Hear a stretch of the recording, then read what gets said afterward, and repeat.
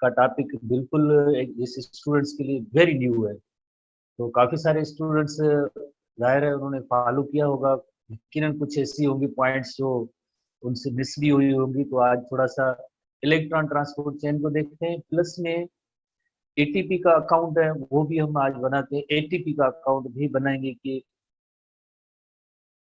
ATP का भी account बनाएंगे। तो सबसे पहले इलेक्ट्रॉन ट्रांसपोर्ट चेन पे हम आते हैं। इलेक्ट्रॉन ट्रांसपोर्ट चेन आपको पता है कि माइटोकॉन्ड्रिया की जैसे इनर मेम्ब्रेन है उसमें इलेक्ट्रॉन ट्रांसपोर्ट चेन प्रेजेंट है। जैसे ग्लाइकोलिसिस और क्रेब्स साइकिल के दौरान जो एनएडीएच और एफएडीएच बनते हैं, ये हाई एनर्जाइज इलेक्ट्रॉन है। ये इलेक्ट्रॉन जैसे आपको पता है कि अगर आप माइटोकॉन्ड्रिया की स्ट्रक्चर देखेंगे तो मीन्स उसमें एक आउटर मेम्ब्रेन होती है, एक इनर मेम्ब्रेन होती है, और साथ में उनके जो फोल्ड्स होते हैं जिन्हें क्रिस्टी कहते हैं, क्रिस्टा सिंगुलर है, क्रिस्टी प्लूरल है। इन्हीं क्रिस्टी पे जो है वेरियस एंजाइम्स एंड को एंजाइम्स आर लोकेटेड, कॉम्प्लेक्सेस हैं, प्रोटीन कॉम्प्लेक्सेस हैं। जैसे अगर आपने जैसे डायग्राम में थोड़ा देखा होगा तो कॉम्प्लेक्स 1 2 3 4 जैसे लिखा हुआ, प्लस मोबाइल इलेक्ट्रॉन कैरियर भी है। तो उन कॉम्प्लेक्सेस के नेम भी है, जैसे पहले कॉम्प्लेक्स का नेम है जैसे NADH डिहाइड्रोजनेज कॉम्प्लेक्स, दूसरे कॉम्प्लेक्स का नेम है जैसे FADH डिहाइड्रोजनेज, तीसरे कॉम्प्लेक्स का नेम है जैसे को एंजाइम Q है, चौथे कॉम्प्लेक्स का जैसे नेम आपको पता है कि जैसे NADH रिडक्टेस है। उसके बाद जो एक मोबाइल इलेक्ट्रॉन कैरियर है जिसे हम कहते हैं साइटोक्रोम C। उसके बाद जो है एक और कॉम्प्लेक्स है जिसे कॉम्प्लेक्स 4 लिखा हुआ है, वो है साइटोक्रोम, उसे हम कहते हैं ऑक्सीडेज। इस तरह से चार जो ये जो बड़े कॉम्प्लेक्स है, दो इसमें जो मोबाइल इलेक्ट्रॉन कैरियर है। तो यानी जो FADH और NADH के अंदर जो हाई एनर्जाइज इलेक्ट्रॉन होंगे वो इलेक्ट्रॉन ट्रांसफर की ये चेन है। तो जैसे इलेक्ट्रॉन ट्रांसफर की जो जाहिर इलेक्ट्रॉन ट्रांसफर जो हो रही है, ऑक्सीडेशन रिडक्शन रिएक्शन हो रहे हैं, साथ साथ में जो है ये इलेक्ट्रॉन एनर्जी भी गिव अप करेंगे। तो इसी तरह से जो है तीन ऐसी पॉइंट्स हैं जहां से ऐसे protons from matrix to intermembrane space में आते हैं, मैट्रिक्स से इंटर मेम्ब्रेन स्पेस में आते हैं, ताकि वहां पे ज्यादा प्रोटॉन ग्रेडियंट पैदा हो। और देन एक और जो माइटोकॉन्ड्रिया की इनर मेम्ब्रेन के अंदर एटीपी सिंथेज कॉम्प्लेक्स मौजूद है, उसके जरिए जब चार प्रोटॉन पास होंगे तो उनकी एनर्जी से एटीपी प्लस की एटीपी मॉलिक्यूल बनेगा। तो इस अमल को हम कहेंगे ऑक्सीडेटिव ऑक्सीडेटिव फास्फोरिलेशन। और इस प्रोसेस में सबसे ज्यादा या मैक्सिमम जैसे एटीपी मॉलिक्यूल बनेंगे, हम काउंट भी बनाएंगे, आज दोबारा से काउंट भी बनाएंगे। तो जैसे आपने देखा कि इसमें जो सबसे पहले आपको ये नेम याद होने चाहिए, जैसे पहला ये कॉम्प्लेक्स है और ये इसी तरह से दूसरा कॉम्प्लेक्स है, number 1 complex, number 2 complex, number 3 complex, number 4 complex, चार जो मेजर कॉम्प्लेक्सेस हैं। जैसे पहले कॉम्प्लेक्स का नेम है NADH dehydrogenase complex, FADH dehydrogenase complex, coenzyme Q है, 4 नंबर पे साइटोक्रोम रिडक्टेज कॉम्प्लेक्स है, और देन जो है साइटोक्रोम C है, और उसके बाद ये जो 4 नंबर कॉम्प्लेक्स है जिसे हम कहेंगे साइटोक्रोम ऑक्सीडेज कॉम्प्लेक्स। तीन ऐसी पॉइंट्स हैं, जैसे तीन बड़े ऐसे कॉम्प्लेक्सेस हैं जैसे आप देख रहे हैं, number 1 that is the NAD dehydrogenase complex, and ये जो नंबर 3 भी जहाँ पे मौजूद है कॉम्प्लेक्स है वो साइटोक्रोम रिडक्टेज कॉम्प्लेक्स है, और चौथा ये जो जहाँ पे कॉम्प्लेक्स है इसका नेम है जैसे साइटोक्रोम ऑक्सीडेज कॉम्प्लेक्स है। तो ये इनके जरिए जैसे प्रोटॉन होंगे, ये जो एरिया है उसे हम कहते हैं इंटर मेम्ब्रेन स्पेस, और ये जो एरिया है इससे हम कहेंगे माइटोकॉन्ड्रियल मैट्रिक्स। तो यानी ये जो प्रोटॉन होंगे ये माइटोकॉन्ड्रियल मैट्रिक्स से इंटरमेम्ब्रेन स्पेस में जाएंगे। जब इंटरमेम्ब्रेन स्पेस में इनकी हायर कंसंट्रेशन हो जाएगी तो अनदर एक कॉम्प्लेक्स होता है जिसका नेम है एटीपी सिंथेज कॉम्प्लेक्स, जिसे F0 F1 कॉम्प्लेक्स भी कहते हैं।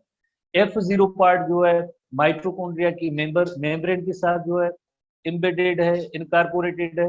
बाकी इसका जो हेड लाइक पार्ट है, जैसे इलस्ट्रेशन के अंदर तो जस्ट ऐसे बना लेते हैं कि हेड लाइक है, बट ये कॉम्प्लेक्स है, मेनी इसमें कंपोनेंट्स होता है। जैसे ही प्रोटॉन जैसे पास होंगे तो उनमें से जो है इतनी एनर्जी होगी कि जिसके रिजल्ट में ADP प्लस की, उसके रिजल्ट में ATP मॉलिक्यूल बनेगा। 32 मॉलिक्यूल ATP के इस ऑक्सीडेटिव फास्फोरिलेशन के अमल से होते हैं। फास्फोरिलेशन हम इस वजह से कह रहे हैं because addition of phosphate group हुआ किसके साथ, ADP प्लस की, बाय द हेल्प ऑफ जैसे ऑक्सीडेशन रिडक्शन प्रोसेस के जरिए, जैसे आपने देखा कि जिसमें एक प्रोटॉन ग्रेडियंट भी पैदा हुआ था हायर कंसंट्रेशन। तो ये ऑक्सीडेशन भी हुई है, ऑक्सीडेशन रिडक्शन का भी अमल हुआ था। प्लस में जैसे आप देखें इस प्रोसेस को ऑक्सीडेटिव फास्फोरिलेशन के लिए एक और भी टर्म दिया जाता है जिसे कीमियो ऑस्मोसिस भी कहते हैं। कीमियो रेफर्स टू जैसे केमिकल्स जिससे ऑस्मोसिस में हायर टू लोअर कंसंट्रेशन जैसे मूवमेंट होती है। तो इसी तरह से अगर आप देखें यहाँ पे जो प्रोटॉन ग्रेडियंट हायर कंसंट्रेशन में और मैट्रिक्स ऑफ माइटोकॉन्ड्रिया में लोअर कंसंट्रेशन में, तो इस तरह से होता है। तो आपने ये मोर ओवर ये भी देखा जैसे NADH है, तो NADH जब आपको पता है कि यहाँ पे जैसे ये ऑक्सीडाइज हुए तो उनके इलेक्ट्रॉन साइटोक्रोम सी की तरफ जाते हैं, FADH के भी साइटोक्रोम सी की तरफ जाते हैं। साइटोक्रोम सी से जो ये कॉम्प्लेक्स है नंबर जैसे यहाँ पे 3 नंबर कॉम्प्लेक्स आपको पता है साइटोक्रोम रिडक्टिव कॉम्प्लेक्स है, उसके जरिए साइटोक्रोम सी तक जाते हैं। एंड देन साइटोक्रोम सी के बाद जो है साइटोक्रोम 4 से होते हुए देन फाइनल और terminal electron acceptor is oxygen. जैसे कि आपको पता है the terminal electron acceptor is oxygen, final or terminal electron acceptor is oxygen.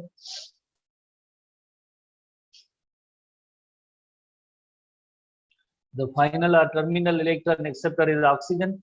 Oxygen जो फाइनल और टर्मिनल इलेक्ट्रॉन एक्सेप्टर होता है जिसके रिजल्ट में वाटर मॉलिक्यूल बनते हैं। जैसे ये इलेक्ट्रॉन थे, जैसे ये हाइड्रोजन है, जैसे इलेक्ट्रॉन इनको मिलते हैं तो ऑक्सीजन जो रिएक्टिव हो जाती है, तो ये जो दो फ्री हाइड्रोजन आयंस होंगे उनके साथ मिलकर वाटर मॉलिक्यूल बनता है। और ऑक्सीजन का सेल्यूलर रेस्पिरेशन के अंदर जो रोल है वो है फाइनल और टर्मिनल इलेक्ट्रॉन एक्सेप्टर। जैसे ये इलेक्ट्रॉन यहाँ से तो फ्लो करते आ रहे थे, बट इन इलेक्ट्रॉन का जो फाइनल और टर्मिनल इलेक्ट्रॉन एक्सेप्टर होना चाहिए। जैसे ऑक्सीडेशन रिडक्शन रिएक्शन है, ऑक्सीडेशन रिडक्शन रिएक्शन में losing and gaining of electrons होती है, तो यहाँ पे ऑक्सीजन का रोल ये है कि ये फाइनल इलेक्ट्रॉन एक्सेप्टर है। जैसे ये इलेक्ट्रॉन थे फाइनल इलेक्ट्रॉन एक्सेप्टर, तो ऑक्सीजन रिएक्टिव हुआ, देन जो है दो फ्री हाइड्रोजन आयंस उनसे मिलकर वाटर मॉलिक्यूल बना है। तो इस अमल को हम कहेंगे कि ये जो है जैसे इलेक्ट्रॉन ट्रांसपोर्ट चेन का अमल है। थोड़ी सी आप मेहनत करेंगे, बुक रीडिंग जो NTP की करेंगे होपफुली, तो आप समझ में आपके लिए आ जाएगी। इतना मुश्किल काम नहीं है, जस्ट इन डायग्राम्स को थोड़ा जहन में रखें, प्लस माइटोकॉन्ड्रिया की डायग्राम को जहन में रखें, इंटरमेम्ब्रेन स्पेस को जहन में रखें, होपफुली आप समझ जाएंगे। कोई इतने बिग जैसे इशू नहीं है। मैं इस वजह से कह रहा हूँ कि आप 2 बार या 3 बार पढ़ेंगे तो वो पॉइंट्स आपके जहन में आती जाएंगी, डायग्राम को भी आप सामने रखेंगे, तो इस तरह से जो है होता। तो इसी तरह से जो एक और जो इशू जो स्टूडेंट बता रहे कि यानी में इलेक्ट्रॉन ये जो ATP काउंट है वो ATP काउंट कैसे होता है। तो सबसे पहले सेल्यूलर रेस्पिरेशन में ये आप देखें जैसे ग्लूकोज मॉलिक्यूल होता है, glucose by the process of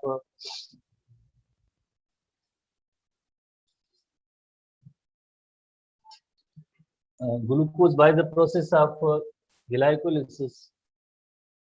glucose उसमें जब ग्लाइकोलिसिस का अमल होगा, ग्लाइकोलिसिस का अमल होगा, प्रोसेस होगा, साइटोप्लाज्म में होता है, जिसके रिजल्ट में आपको पता है पायरुविक एसिड बनता है।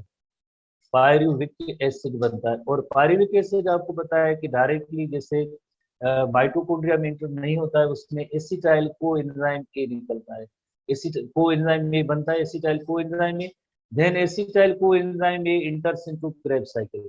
एसिटाइल को एंजाइम ही क्रेब्स साइकिल और सिट्रिक एसिड साइकिल में इंटर होता है। Citric acid cycle, citric acid cycle और क्रेब्स साइकिल। तो ये जो सेल्यूलर रेस्पिरेशन का प्रोसेस है। अब हम देखेंगे कि ग्लाइकोलिसिस के अंदर नेट हमें क्या मिला। ग्लाइकोलिसिस प्रोसेस के जरिए हमने देखा कि यहाँ पे जो है 2 ATP मॉलिक्यूल मिले, 2 ATP मॉलिक्यूल मिले, किस प्रोसेस के जरिए, ये substrate level phosphorylation, substrate level phosphorylation, net ATP 2 molecule बने। इसी तरह से अगर हम देखें ग्लाइकोलिसिस के अंदर और क्या इसमें जब glucose is converted into, sorry glucose की गिलाई सही है, पॉइंट सही जगह। तो इसी तरह से यहाँ पे हमने देखा कि 2 NADH भी मिले, NADH भी मिले। उसके बाद pyruvic acid is converted into acetyl coenzyme में, एसिटाइल को एंजाइम में जब कन्वर्ट हुआ तो आपने देखा कि यहाँ पे जैसे मजीद जैसे 2 NADH मॉलिक्यूल भी मिले, 2 NADH मॉलिक्यूल मिले। उसके बाद जैसे आपने और भी देखा सिट्रिक एसिड साइकिल के दौरान हाउ मेनी NADH, 3 NADH मिले, 3 NADH मिले, 3 पॉइंट्स पे मिले थे, जैसे आपको याद होगा 3 पॉइंट्स पे NADH मिले थे, सॉरी 6, 3 पॉइंट्स पे मिले थे, हम डबल करेंगे 3 into 2 is 6 NADH, टोटल जो 6 NADH। उसके बाद जैसे यहाँ पे इसी सिट्रिक एसिड साइकिल के अंदर 2 FADH भी मिले थे, FADH भी मिले थे। साथ साथ में हमने ये भी देखा था, याद भी है आप स्टूडेंट्स को, सिट्रिक एसिड साइकिल के अंदर 2 ATP मॉलिक्यूल भी मिले थे। ATP मॉलिक्यूल जो है by the process of substrate level phosphorylation, substrate level phosphorylation के तहत 2 ATP मॉलिक्यूल मिले।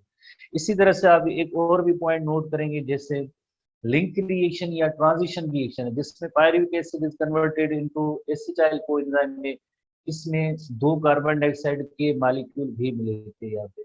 इसी तरह से आपको ये भी याद होगा, जैसे सिट्रिक एसिड साइकिल के अंदर 4 कार्बन डाइऑक्साइड मॉलिक्यूल भी मिले थे सिट्रिक एसिड साइकिल के अंदर।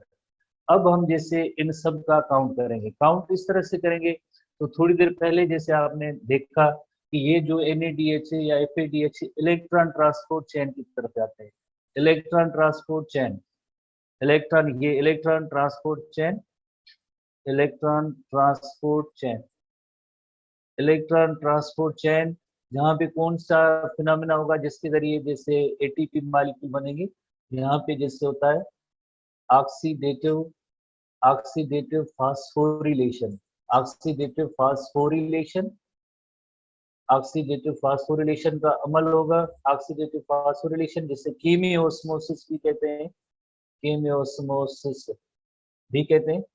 तो इसमें जैसे ग्लाइकोलिसिस में जो 2 NADH मॉलिक्यूल है उसमें 2 ATP बनाने की सलाहियत है, इसमें जैसे ओनली 2 ATP, जो 2 ATP, क्योंकि जैसे हमारे NTP बुक के अंदर भी जैसे डायग्राम के अंदर आपने देखा कि जैसे ग्लाइकोलिसिस का प्रोसेस कहाँ होता है, the process of glycolysis takes place in cytosol, और NADH कहाँ पड़े हैं, NADH पड़े हैं साइटोसोल के अंदर पड़े हैं।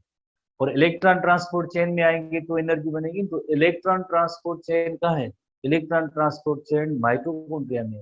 तो अब माइटोकॉन्ड्रिया तक पहुंचने के लिए 1 ATP कंज्यूम हो जाता है इनका, ये हमारे NTP में लिखा हुआ है, जैसे आप देखेंगे नई डायग्राम साथ में एक जैसे साइड पे एक मार्जिन पे लिखा हुआ, ये पूरी डिटेल लिखी हुई है, बट सिंपल वर्ड्स में ये है कि NADH जो साइटोसोल में बने थे वहां से माइटोकॉन्ड्रिया तक पहुंचने के लिए 1 ATP मॉलिक्यूल कंज्यूम हो जाता है। तो इस वजह से इनका जो NADH में जो ATP बनने का जो अमल होगा वो कम होगा।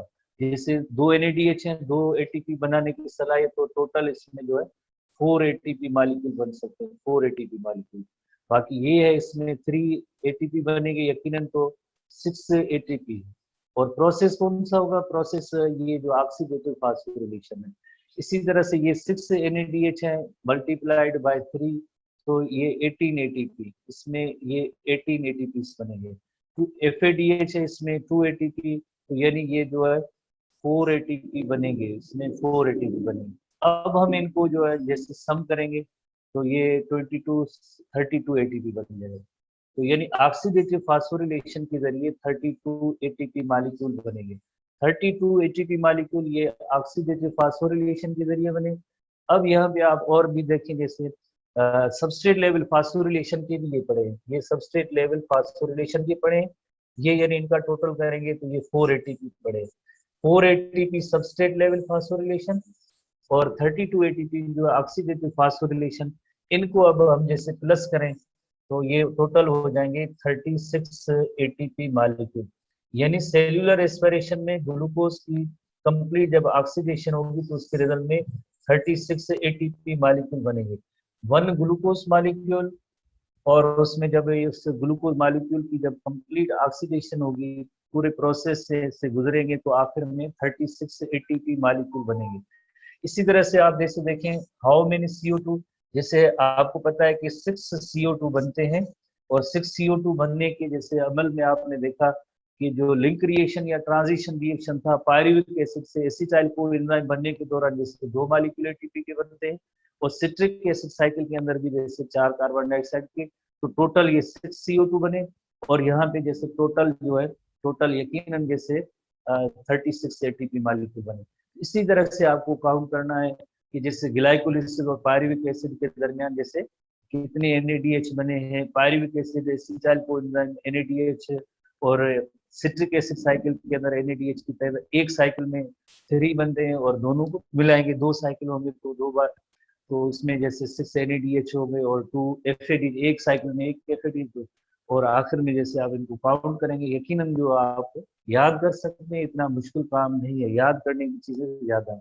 प्लस में आपको ये भी याद करना होता है कि जैसे यानी कितने कार्बन का जैसे कंपाउंड, खास तौर पे पायरुविक एसिड और एसिटाइल कोएंजाइम ए के जो है कितने कार्बन की मालिक, कभी कभार बहुत ही सिंपल से क्वेश्चन है। जैसे आपको पता है ग्लूकोज जो 6 कार्बन कंपाउंड है, 6 कार्बन कंपाउंड है, और ग्लाइकोलिसिस होगी पायरुविक एसिड जो 3 कार्बन कंपाउंड है, एसिटाइल कोएंजाइम 2 कार्बन कंपाउंड है, और यहाँ पे जैसे OAA था जो 4 कार्बन कंपाउंड था, और जब ये 2 कार्बन मिला तो ये 6 कार्बन कंपाउंड बन जाएंगे। 6 कार्बन कंपाउंड बनने के बाद 2 टाइप्स जैसे यहाँ पे CO2 जैसे मालिक्यूल जैसे यहाँ से बनेंगे, तो बाकी रिमेनिंग आगे सारे 4 कार्बन के होते हैं। तो इसी तरह से छोटी छोटी सी ट्रिक्स है, पॉइंट्स हैं, आप इनको जहन में रखते जाएंगे तो ये इन पूरे प्रोसेस को आप समझ सकते हैं। आखिर में जैसे ये पूरा काउंट था कि यानी कितने ATP कहाँ कहाँ से बने, ये इसके बारे में था। होपफुली आपने थोड़ा सा थोड़ी सी आपकी खुद आप तवज्जो देंगे तब ये याद हो सकता है। कोई इतनी बड़ी चीज नहीं है, मुश्किल चीजें नहीं है, आसान है, और जस्ट याद हो सकते हैं, आप याद कर लें। ठीक है, उसके बाद हम आगे चलते हैं। आज के हवाले से थोड़े से इसी NTB के अंदर कुछ टॉपिक रहते हैं। NTB पोर्शन में कुछ टॉपिक्स हैं जो आखिर में जो पढ़े, हमें आज इनको डिस्कस करना है NTB के हवाले से।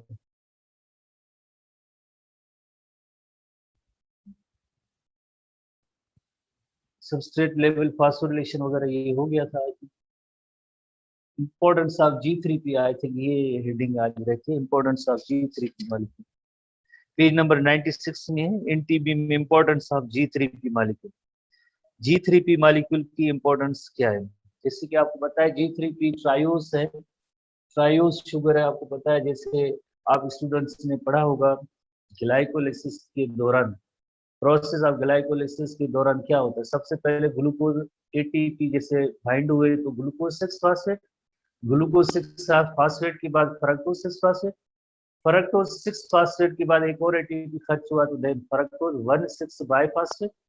उसके बाद यही मॉलिक्यूल ब्रेक हुआ था, फर्स्ट टाइम लाइसिस हुई थी, ब्रेकिंग हुई थी, तो यानी फ्रक्टोज 1,6 बाईफास्फेट 2 मॉलिक्यूल्स में ब्रेक हुआ। हर एक के अंदर 3 कार्बन थे, हर एक के अंदर 3 कार्बन थे। उसे हम कह रहे थे कि ये DHAP dihydroxy acetone, या इससे G3P कहते हैं, ग्लाइसरल अल्डिहाइड 3 फास्फेट, और both are isomer and interconvertible. ये भी आपने जैसे जैसे पहला फेज था ग्लाइकोलिसिस का, उसमें आपने पढ़ा था।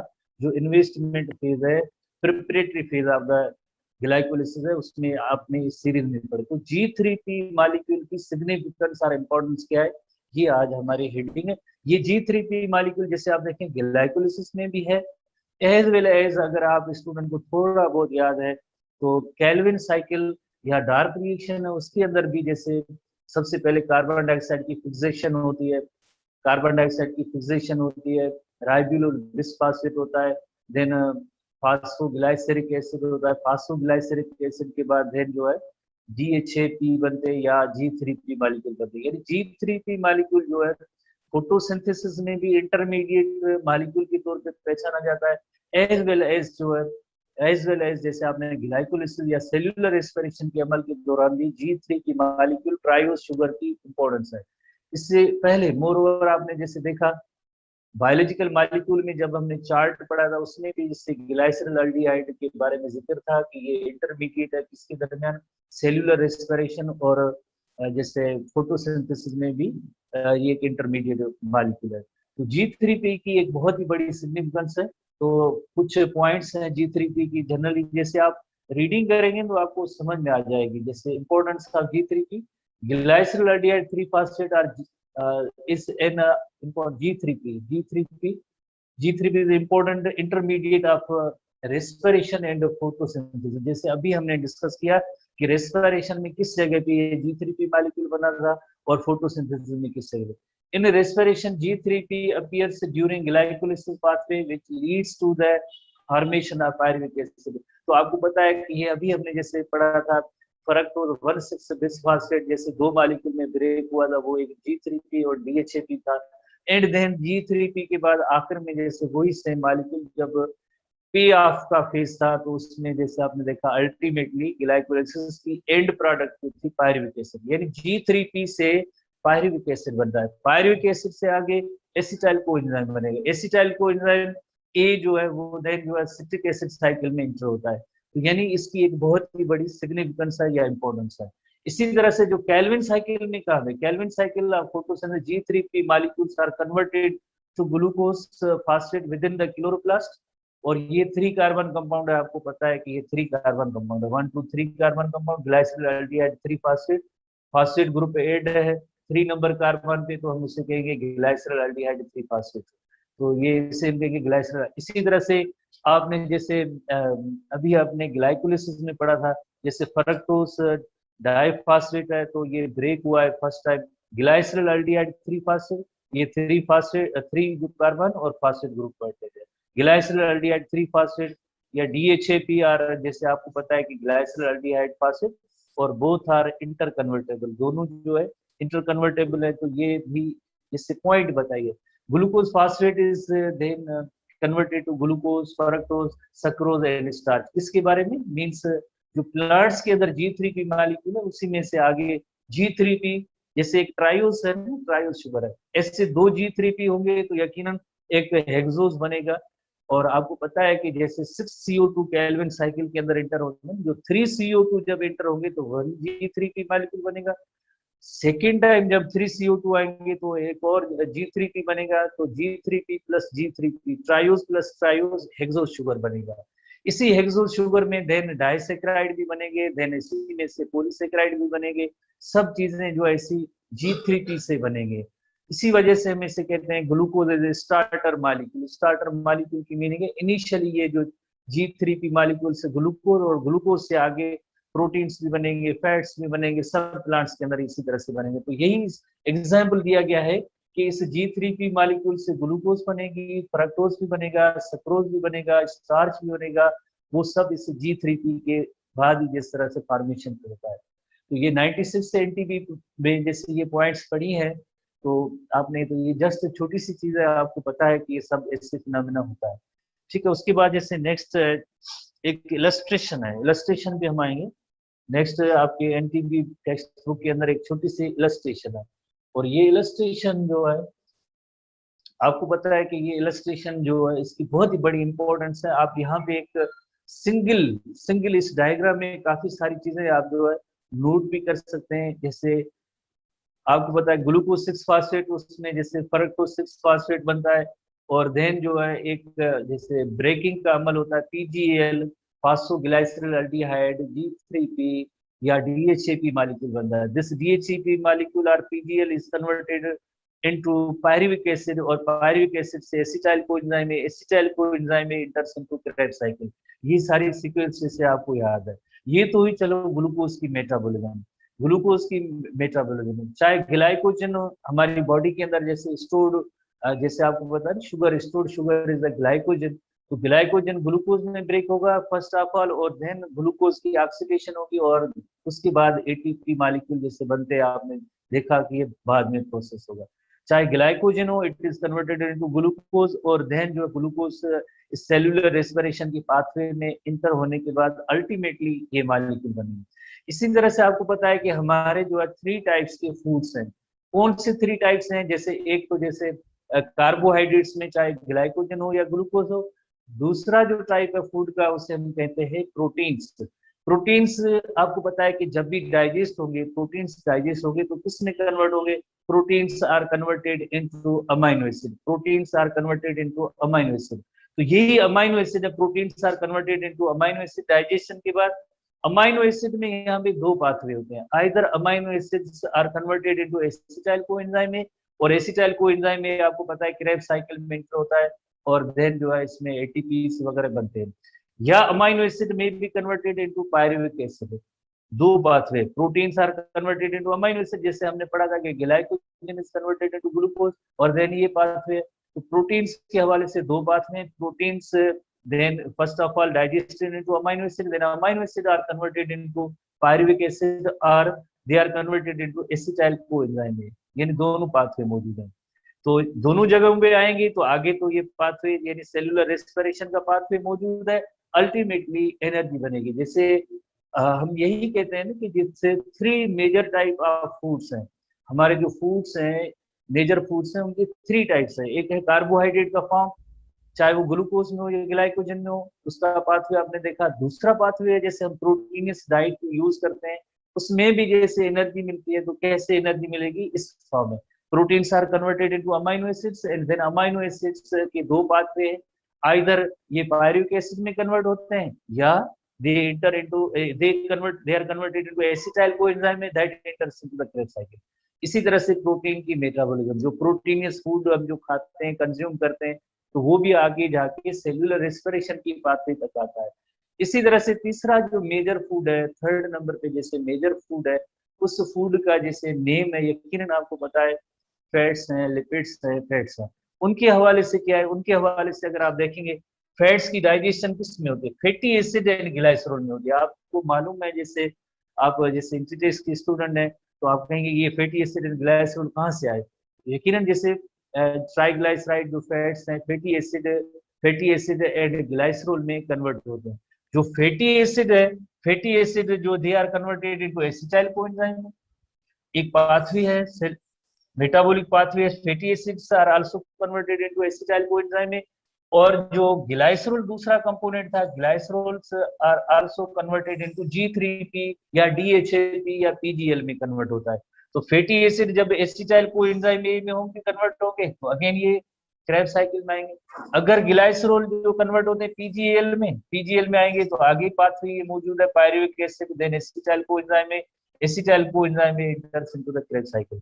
इसी तरह से जैसे आपने देखा प्रोटीन्स की जब डाइजेशन हुई तो अमाइनो एसिड में कन्वर्ट हुए, और अमाइनो एसिड की फर्दर जो they may be converted into pyruvic acid और they may be converted into acetyl coenzyme, और देन ये जो इस पाथवे में आ गए। तो इसी तरह से जो फूड होते हैं हमारे मेजर फूड्स होते हैं, अल्टीमेटली इनमें सेलुलर रेस्पिरेशन ही होती है। यही सेम डायग्राम हमारे 96 पेज पे मौजूद है, होपफुली आप इसको जो है नोट कर सकते हैं। बाकी ये रिएक्शन कैसे होते हैं ये हमारे टेक्स्ट बुक में नहीं है। मोर ओवर जैसे थोड़ी सी पॉइंट है, glycerol is converted into glycerol 3 phosphate, और then glycerol 3 phosphate is then oxidised to DHAP या जिसे G3P कहते हैं, या ये फास्फोग्लाइसरल अल्डिहाइड भी कहते हैं, PGL भी कहते हैं। तो ये एक पाथवे है जो हमारे टेक्स्ट बुक में नहीं बताया गया। या fatty acids are broken down into acetyl coenzyme by means of beta oxidation inside the mitochondria. तो ये ऐसी चीजें याद करनी नहीं है कि फैटी एसिड जो है एसिटाइल कोएंजाइम में मिलते होते हैं, या amino acids are broken down into to acetyl coenzyme में या पायरुवेट एसिटाइल कोएंजाइम में या पायरुवेट। तो ऐसी पॉइंट्स हैं जो आपको मीन्स इनके लिए याद करना जरूरी नहीं है कि ये मीन्स इस पाथवे के जरिए होते हैं, बट आपको ये इलस्ट्रेशन एटलीस्ट याद करनी है कि जैसे फैट्स है glycerol and fatty acid and glycerol में जैसे कन्वर्ट होते हैं, तो ग्लाइसरोल जो है वो PGL में कन्वर्ट होता है, फैटी एसिड्स जो है एसिटाइल कोएंजाइम में कन्वर्ट होता है। प्रोटीन्स हैं, proteins are converted into amino acid, digested into amino acid में be converted into may be converted into pyruvic acid or amino acid may be converted into acetyl coenzyme में। इसी तरह से एक और जो पॉइंट है जो हमारे NTP के टेक्स्ट में है, NTP के अभी जो हम टेक्स्ट आएगा उसमें हम जैसे डिस्कस करेंगे कि यहाँ पे डीअमाइनेशन भी होती है, अमाइनो एसिड की डीअमाइनेशन होती है। डीअमाइनेशन की मीनिंग ये होती है, जैसे आपको पता है कि removal of the amino groups from amino acid is called deamination. उस प्रोसेस को हम कहेंगे डीअमाइनेशन। तो डीअमाइनेशन में जैसे अमाइनो ग्रुप जैसे रिमूवल हुआ तो आगे जाके ये अमोनिया बनेगी, और अमोनिया जो आपको पता है कि लिवर के अंदर यूरिया साइकिल होता है, और देन इसी में से आगे जाके जैसे यूरिया साइकिल में यूरिया बनने का जो अमल होता है। तो इस तरह से ये फर्दर जो है अमाइनो एसिड की मेटाबॉलिज्म में जो हमारे एनटीबी में टेक्स्ट की सूरत में मौजूद है, एनटीबी जो अभी हम इस टॉपिक पे आते हैं, एनटीबी भी टेक्स्ट की सूरत में मौजूद है। ठीक है, तो एनटीबी में टेक्स्ट की सूरत में ये मौजूद है। अच्छा, इससे पहले कि ये थोड़े से हम इस पॉइंट पे जाएं, तो हम यहाँ पे जैसे जनरल फूड्स हैं, जैसे अभी हमने डिस्कस किया था कि जैसे ट्राइग्लिसराइड है, वो फैटी एसिड एंड ग्लाइसरोल में कन्वर्ट होते हैं, और फैटी एसिड एंड ग्लाइसरोल भी आगे जाके जैसे एसिटाइल कोएंजाइम में देन सिट्रिक एसिड वगैरह होता है, ग्लाइकोजन ग्लूकोज, और देन ये भी माइटोकॉन्ड्रिया में आएंगे, प्रोटीन्स अमाइनो एसिड, ये भी जैसे अल्टीमेटली जैसे सिट्रिक एसिड साइकिल का पार्ट बनते हैं, और देन जो है वाट जैसे एनर्जी, हाई एनर्जी मॉलिक्यूल बनते हैं। तो फूड कोई भी होता है, जिस तरह से अल्टीमेटली फूड की डाइजेशन हुई तो इसमें ये अमल होता है, एटीपी बनेगी, सेल्यूलर रेस्पिरेशन की पाथवे में आएंगे। मोर ओवर एक और जैसे इलस्ट्रेशन है, एक अनदर इलस्ट्रेशन है, जैसे चाहे वो प्रोटीन्स हो, proteins are converted into amino acid, जैसे स्टार्च हो या ग्लाइकोजन हो, स्टार्च और ग्लाइकोजन होगी तभी it is converted into sugar, lipids होंगे तो फैटी एसिड एंड ग्लाइसरोल। तो आपने देखा कि अमाइनो एसिड जो है ये पायरुविक एसिड में कन्वर्ट हो सकते हैं, एसिटाइल कोएंजाइम में भी, फैटी एसिड भी जैसे पायरुविक एसिड और एसिटाइल कोएंजाइम में भी कन्वर्ट होते हैं, देन ये सिट्रिक एसिड साइकिल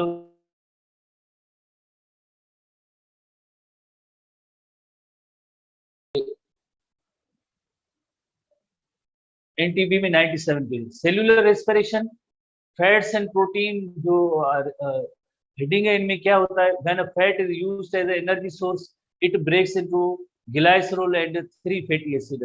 ये तो आप सब स्टूडेंट को मालूम है कि जब फैट की ब्रेक डाउन होती है या फैट जैसे उसकी हाइड्रोलिसिस होती है तो फैटी एसिड एंड ग्लाइसरोल में वो कन्वर्ट होती है, fat is converted into fatty acid and glycerol. तो glycerol is converted into G3P molecule और DHAP। थोड़ी देर पहले हमने इलस्ट्रेशन में भी देखा, ग्लाइसरोल जो DHAP और G3P मॉलिक्यूल में कन्वर्ट होता है, और फैटी एसिड होते हैं वो एसिटाइल कोएंजाइम में कन्वर्ट होते हैं।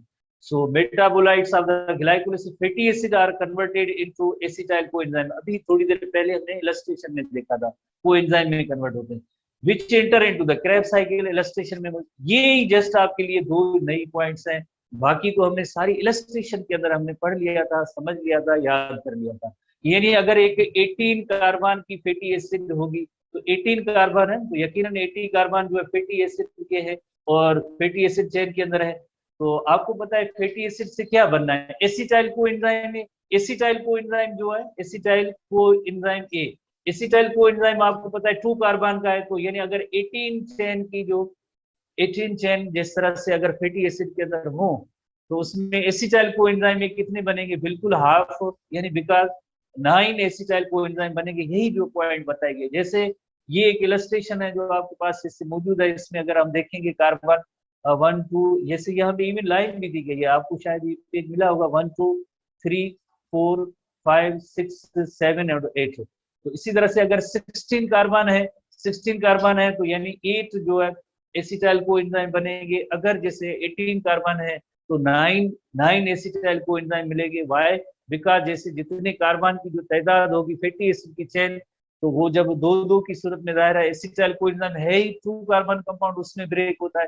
तो इस तरह से ये एक ही नई पॉइंट है, बाकी ये सारी चीजें आपने इलस्ट्रेशन में पढ़ ली हैं, एक ही नई पॉइंट है, दैट इज अगर जो है फैटी एसिड की चेन जो है वो जितने कार्बन मालिक्यूल होगी उसके हाफ जो होंगे वो उसमें इतने एसिटाइल को एंजाइम के मालिक्यूल बनेंगे।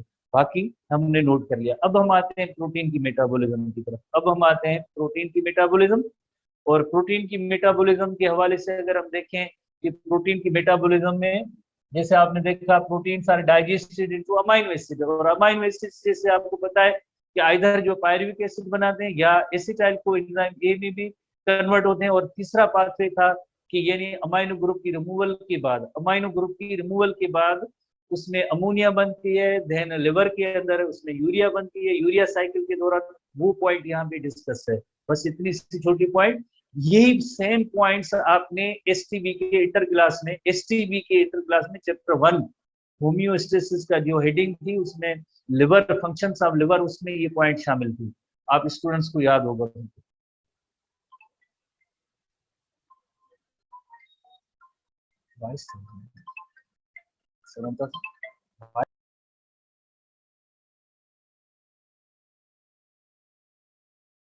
की मेटाबॉलिज्म के हवाले से प्रोटीन जैसे हाइड्रोलिसिस और breaking down of protein results in amino acids, आपको पता है whose R group size determines whether carbon chain is oxidized in glycolysis or Krebs cycle.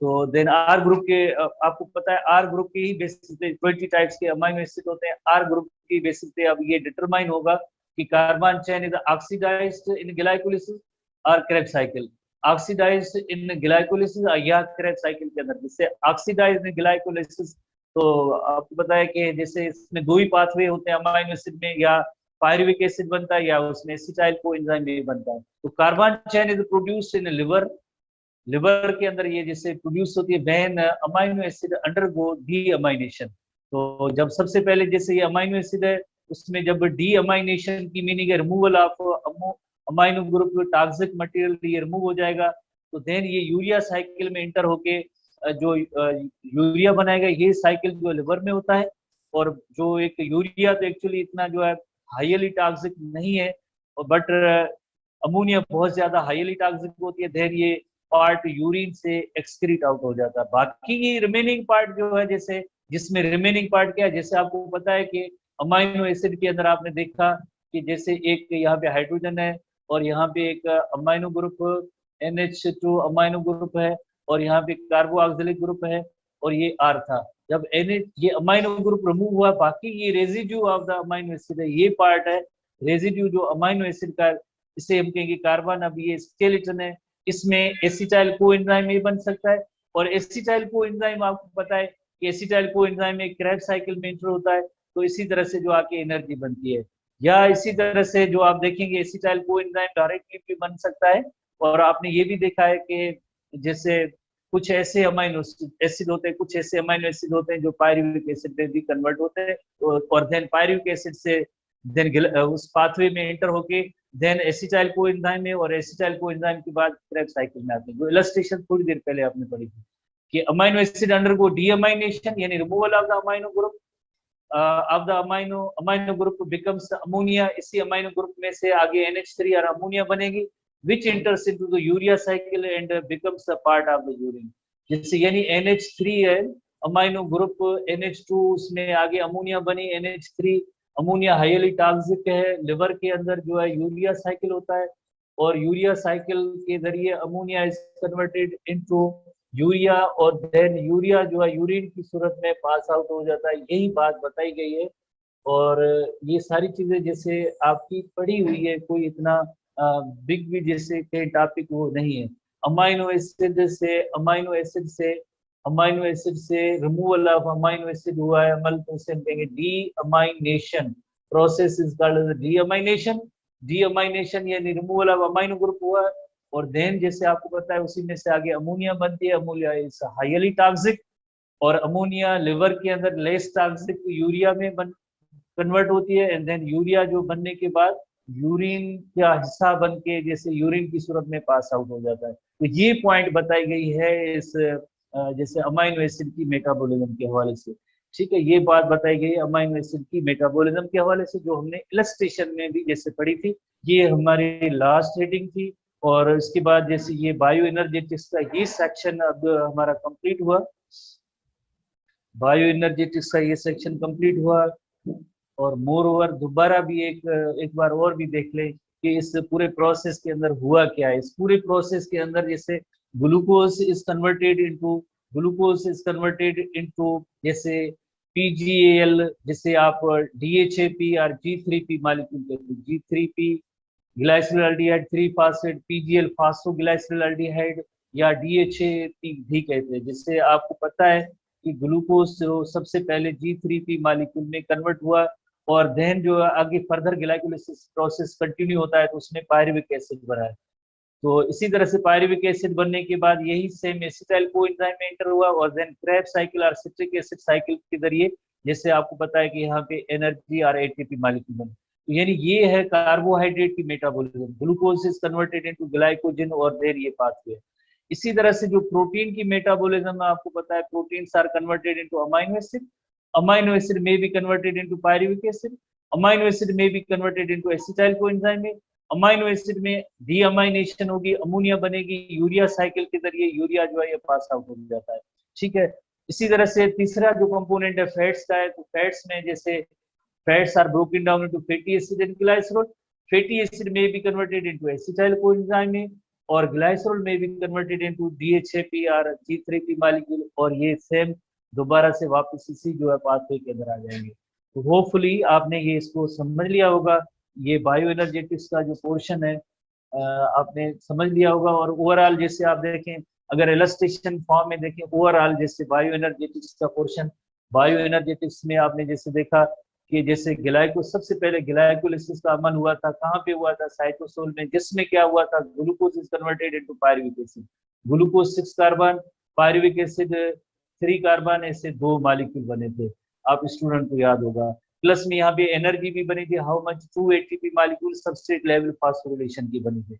इसी तरह से आपने देखा कि ग्लाइकोलिसिस के दौरान जैसे पायरुविक एसिड बना, पायरुविक एसिड सबसे पहले किसमें आया, यहाँ पे माइटोकॉन्ड्रिया में आया, क्या फॉर्म हुई थी, एसिटाइल कोएंजाइम ए बनने का अमल हुआ था, जिसे हम कहेंगे लिंक रिएक्शन और ट्रांजिशन रिएक्शन, जिसे एक और भी टर्म देते हैं ये जैसे पायरुवेट ऑक्सीडेशन हुई है तो उसकी वजह से जो से acetyl coenzyme A इंटर्स into Krebs cycle, acetyl coenzyme A इंटर्स into Krebs cycle और देन एटीपी मॉलिक्यूल बना। तो माइटोकॉन्ड्रिया की जैसे स्ट्रक्चर है उसमें आपने देखा कि एक आउटर मेम्ब्रेन है, एक इनर मेम्ब्रेन है और इसमें फोल्ड्स हैं जिन्हें हम कहते हैं क्रिस्टा कहते हैं। Enzymes and coenzyme for cellular respiration are located on the crista, ये सारे जो है क्रिस्टा है, इसमें enzymes and coenzymes for cellular respiration are located on Crysta.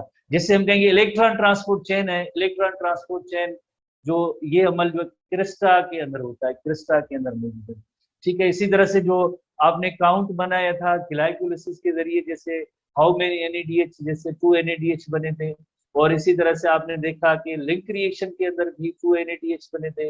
इसी तरह से आपने देखा कि क्रेब्स साइकिल के अंदर जैसे 6 NADH बने थे, ये भी आपने पॉइंट नोट की थी। क्रेब्स साइकिल के अंदर जैसे 2 FADH बने थे। अब यही जो है जितने भी हाई एनर्जाइज इलेक्ट्रॉन है ये कहाँ आएंगे, ये आएंगे, जैसे आज जैसे बार बार रिपीट कर रहे हैं ताकि स्टूडेंट जो अच्छी तरह से समझ ले। इसके बाद जैसे आप कहेंगे ना, इस चैप्टर के बाद बायोलॉजी तो है ही नहीं, जैसे सब आपको याद है।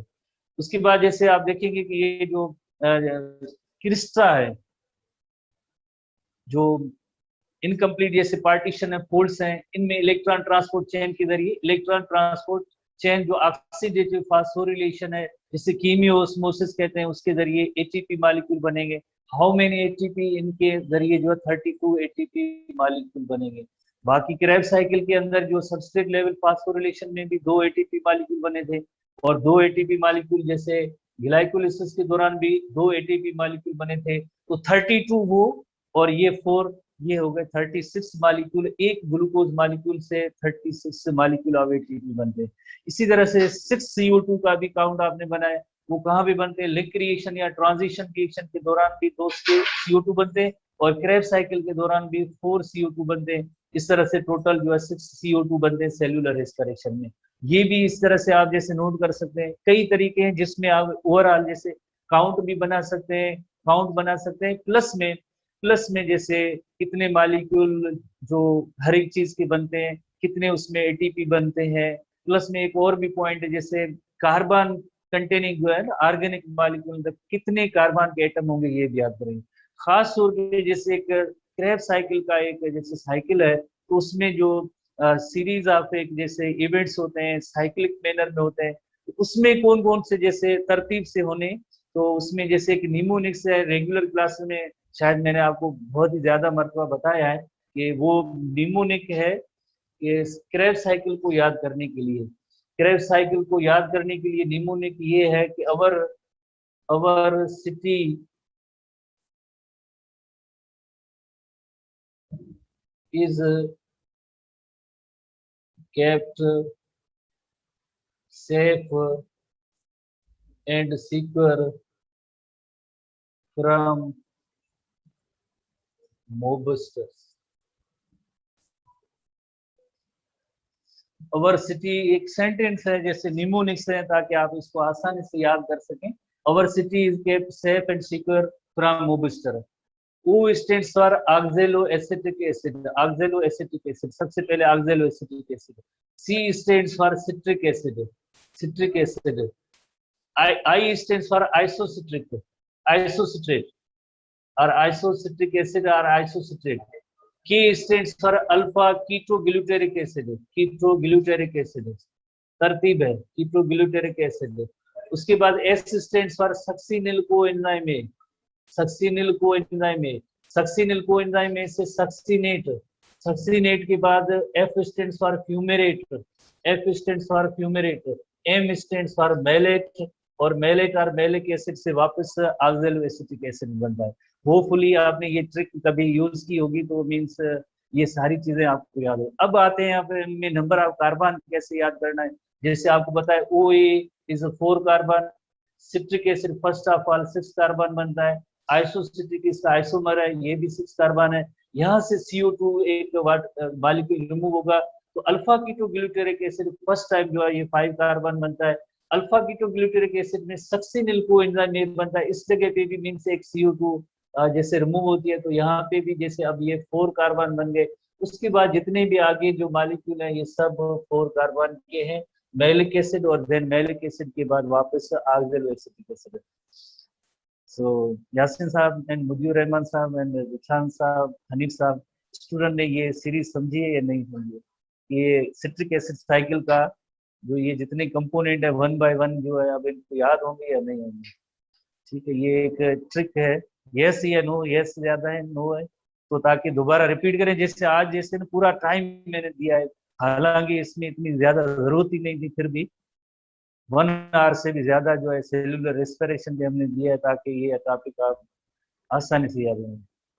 मुजीबुर रहमान साहब, यस सर, थैंक यू। आप इसी तरह से आप पढ़ते रहेंगे, यकीनन तो आपके लिए एंट्री टेस्ट कोई इशू नहीं होगा, कोई इशू नहीं है, जस्ट एक साइकोलॉजिकल वार है।